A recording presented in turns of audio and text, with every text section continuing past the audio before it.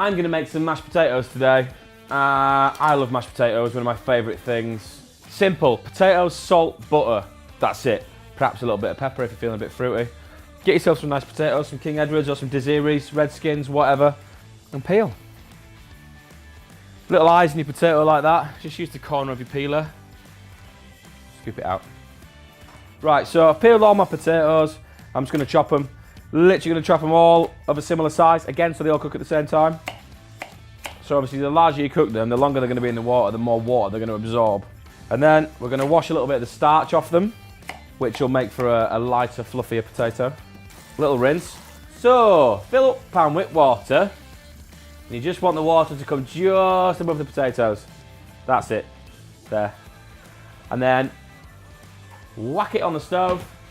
Turn it up, bring it to the boil, drop it to a simmer. And it's that simple. I'm not teaching you to suck eggs. I know the majority of you will know how to make mashed potato. This is just how I make my mashed potato. And there's a couple of little chefy tricks that I'll show you towards the end of the process, which will hopefully make yours beautiful, delicious, light and fluffy. Cool, so potatoes are cooked. Check that by putting a knife in. No resistance, done. I've purposely overcooked these a tiny little bit, so I'll show you how to dry them off.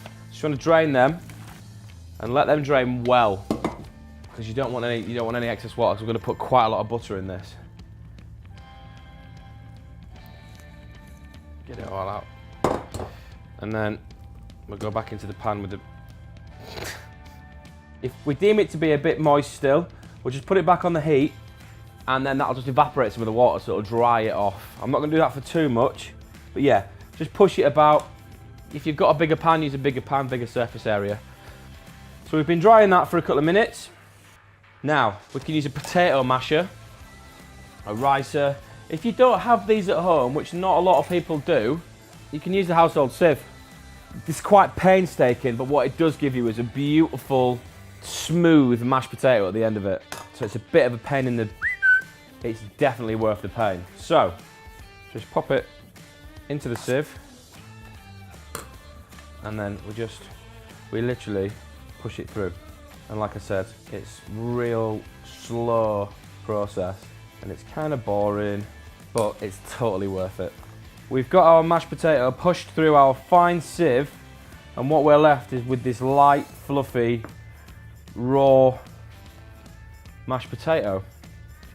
I'm gonna get it back into the pan. It'll keep like that in the fridge. Bring it back, warm it up, put your butter through it. Gives it some more legs.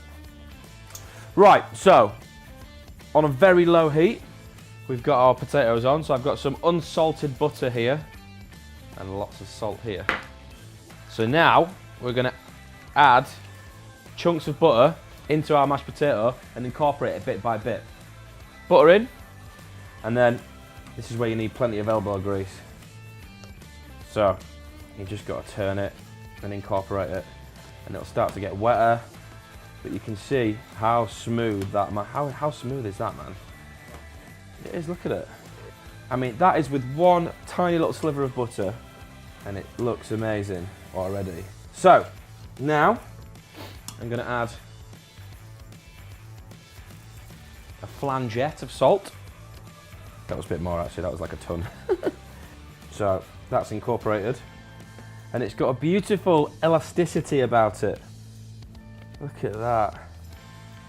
It's just unctuous and rich and delicious, and it's just that step up from just your classic mashed potato jobby.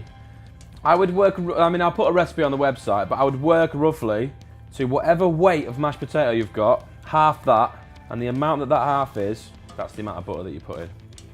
There's just something quite satisfying about taking a classic recipe and making it.